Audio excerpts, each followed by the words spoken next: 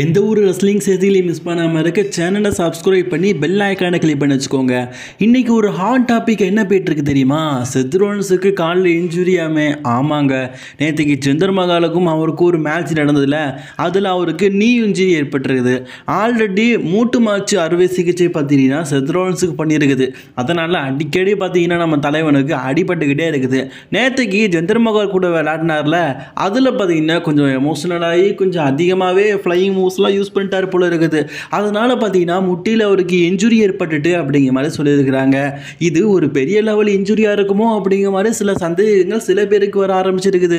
ஒருவேளை பெரிய இன்ஜுரியாக இருந்தால் என்ன ஆகும்? செத் ரோலன்ஸ் அவருடைய டைட்டிலை கொடுத்துட்டு போக வேண்டிய நிலைமை ஏற்படும்.